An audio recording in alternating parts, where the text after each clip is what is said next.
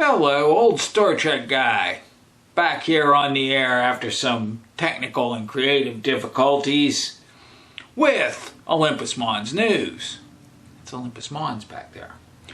Our top story tonight, construction of the Starship Enterprise continues. Electrical integration is underway. The project has been delayed somewhat by little esoteric decisions over the hangar bay and the bridge. They do make aftermarket kits for these things, but, you know, we just don't throw money at the problem like they do over there at Utopia Planitia. Turning now to Lower Decks news. 4 episodes have dropped so far this season, to mostly positive reviews. Just a quick summary here with some mild spoilers. First episode featured the return of Stretch Cunningham, aka Zephram Cochrane, aka James Cromwell. And he did play Steppenwolf.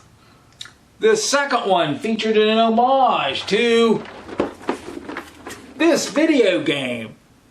Actually, not a video game, a VCR game.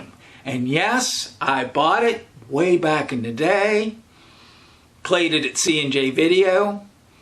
I hope, Chuck, if you're out there, did you hook up with the Irishman from Trek Culture when he was out in Vegas? You might have been able to sell your Betamax tapes that you got way back in the day. Anyway, back to the Lower Decks. Not much happened. What's that? Oh yeah, Yeah, not much happened in the third episode, but they did have Leia Brahms, Utopia Planitia. And the fourth episode, we saw a little back and forth, the rivalry between the Beta Shift and Delta Shift. Oh, brave new world with such people in it. Turning now to the local news. The Commemorative Air Force was at the local Arnold Palmer Regional Airport recently, and this reporter did get to go and at least look at the planes. I didn't have the Utopia Planitia money to actually fly in them, but I got some pretty nice photos there. Got to crawl around in a B-24, the 18th B-24 ever produced out of 18,000. My dad's cousin won a DFC flying them out of the... flying them with the 8th Air Force. And as you can see also, Fifi, B-29 Super Fortress, the only one left flying. The B-29 Fifi was, of course, the subject of an episode of the series Better Call Saul. Which brings us to some important medical news. Columbo remains in a coma since the end of that series. While a University of Kyoto business professor has confirmed that the 52-year-old detective did indeed watch the 2 episodes preceding the series finale and did enjoy them, NSA intercepts obtained from Mar-a-Lago do confirm that after watching the finale, Columbo proclaimed, "Well, that's okay, but," and immediately became catatonic. No comment from Vince Gilligan, Carol Burnett, disgraced Nebraska football coach Scott Frost, or Mrs. Columbo, although Bob Odenkirk's attorneys are considering a lawsuit, allegedly. Turning now to international news, Queen Elizabeth II has died. Now with the sports scene, here's old Stiller guy. Well, this Steeler team's accomplished something that a lot of pretty good Steeler teams have done before.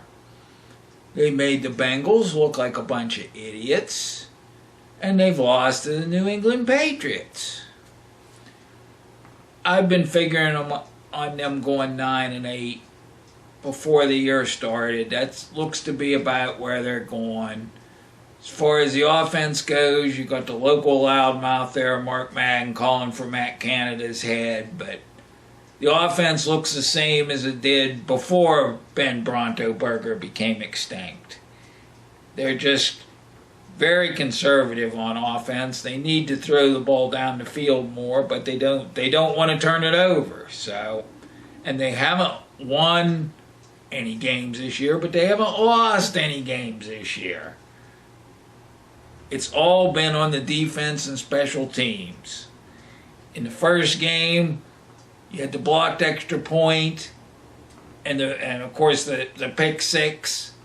That won them the game. In this game, the defense gave up that big touchdown to New England, and of course Gunnar Eichart, he muffed the punt, and that gave them the other touchdown. So the offense played well enough to win both games, bad enough to lose both games. But we'll see what happens with the Cleve Brownies coming in. Oh no, it's at the Mistake on the Lake up there. They're playing up in Cleveland.